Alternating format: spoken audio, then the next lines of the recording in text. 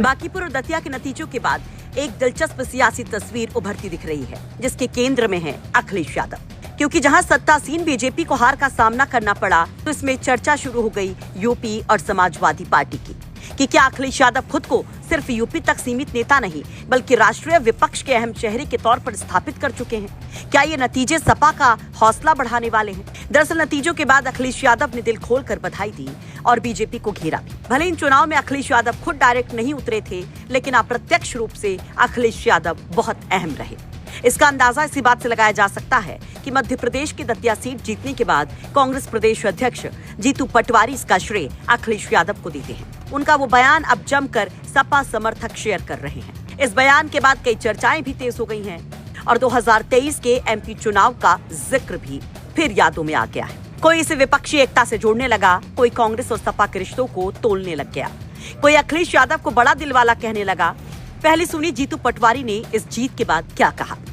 अखिलेश जी को भी बहुत साधुवाद और धन्यवाद देना चाहता हूं कि इस चुनाव में समाजवादी पार्टी के कार्यकर्ताओं ने और अखिलेश जी ने भी जो हमारे सहयोग किया, चूंकि झांसी से लगा हुआ हिस्सा है, और बहुत यादव परिवार के हमारे साथीगण हैं जिन्होंने इसमें अखिलेश जी के कहने पे हमारा सहयोग किया। जीत का एक तरह से उनको भी श्रेय जाता है। मैं अखिलेश जी को धन्यवाद।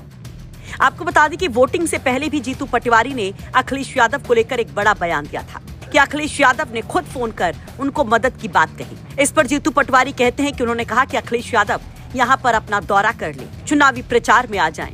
अखिलेश अपनी व्यस्तता संसद सत्र में बताते हैं, लेकिन कहते हैं कि नेता जाएंगे, सपा पूरा जोर लगाएगी इस सीट पर उनको जीत दिलाने के लिए। अखिलेश यादव जी का फोन आया था मुझे जस्ट गाड़ी में, कहे कि जीतू क्या मैं तेरी मदद कर सकता हूँ, बता। मैंने कहा कि भैया ये आपको एक बार आ सको कि मैं संसद में हूँ, कही कि मैं किसी को भेजूंगा और तू चिंता मत कर, हम सब परिवार के लोग जितने भी हमारे कांटेक्ट है वो इस बार मध्य प्रदेश की राजनीति के बदलने में मदद करेंगे। तो मेरा आप सबसे अनुरोध है कि सपा ने भी अपने को समर्थन दिया है, तो मैं आप सबसे आग्रह करता हूँ कि ये समर्थन क्यों दिया है। कोई हमारा लेन देन तो है नहीं, कोई लालच तो है नहीं, राजनीति के बदलाव के लिए दिया है।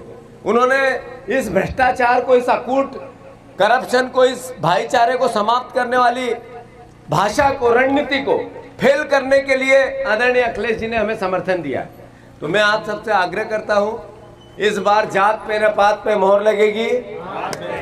इन बयानों के बाद चर्चा तेज हो गई थी कि जो तमाम खटर पटर की बातें आ रही हैं कि कांग्रेस और सपा के बीच में क्या सब कुछ ठीक नहीं है, बीच बीच में ये सवाल उठता ही रहता है। तो एक तरफ संसद में अखिलेश राहुल गांधी का हाथ थामे पूरी केंद्र सरकार को हिलाते नजर आते हैं, तो वहीं बाई इलेक्शन में साथ देने का वादा करते थे। चर्चा 2023 की भी, क्योंकि एक कड़वाहट सपा और कांग्रेस के बीच में एमपी चुनाव के दौरान देखी गई थी। 2023 के विधानसभा चुनाव के दौरान कांग्रेस के नेता की तरफ से अखिलेश यादव को लेकर एक बयान दिया गया था, जिसके बाद मानो सपाई तमतमा गए थे। दरअसल मध्य प्रदेश के आम विधानसभा चुनाव में समाजवादी पार्टी कुछ सीटों की मांग कर रही थी। इस दौरान जब तत्कालीन अध्यक्ष कमलनाथ से सवाल पूछा गया कि क्या वो अखिलेश यादव को कुछ सीटें देंगे, इस पर कमलनाथ ने कहा था कि अरे छोड़ो अखिलेश वखिलेश। इसके बाद समाजवादी पार्टी और अखिलेश यादव ने इसे अपना अपमान बता दिया था। हालांकि नतीजों में कांग्रेस को करारी शिकस्त मिली थी और इसे अखिलेश फैक्टर ही एक बड़ी वजह माना गया। खैर, अखिलेश यादव को अब जिस तरह से दतिया की सीट पर एक क्रेडिट मिल रहा है, उस पर आप क्या कहेंगे? कमेंट बॉक्स में अपनी राय जरूर रखिए। साथ ही साथ अखिलेश यादव का वो बधाई संदेश भी देख लीजिए, जिसमें छिपा है उत्तर प्रदेश के लिए भी एक बड़ा संदेश। अखिलेश यादव ने एक्स पर पोस्ट कर कहा, भगवान को नचाने का अहंकार रखने वालों को भगवान नहीं नचा दिया, अपने को भगवान से ऊपर समझने वालों को भगवान ने चलती गाड़ी से नीचे उतार दिया, साथ ही उनके घमंड का बुखार भी। ये युवाओं की एकता उनके अभिभावकों के आक्रोश का संयुक्त परिणाम है, क्योंकि वोट चोरी, पेपर चोरी, चढ़ावा चंदा चोरी, नौकरी चोरी, आरक्षण चोरी, कमीशन खोरी, पीडीए पर अत्याचार, घोर भ्रष्टाचार, महंगाई की मार, मिलावट के सरकारीकरण, माताओं बेटियों तक का अपमान, देश के जेंजी पर हर तरह से प्रहार।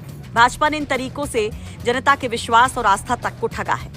अब जो भाजपा वाले भी अपने ही किसी का इस्तीफा मांगेंगे, क्योंकि जो अपनी ही विधानसभा हार गए, उनके भरोसे नाव कैसे पार होगी। दरअसल यह हार उनकी है जिन्होंने उनको चुना था, या कहें संगठन पर अपनी मर्जी की तरह थोपा था। अब तो कोई ये भी नहीं कह सकता कि भाजपा में इस्तीफे नहीं होते। सबसे ज्यादा खुश तो उत्तर प्रदेश में वो होंगे जिनको पीड़ित समाज का होने की वजह से राष्ट्रीय स्तर पर पद न देकर जानबूझकर राज्य स्तर का पद दिया गया था।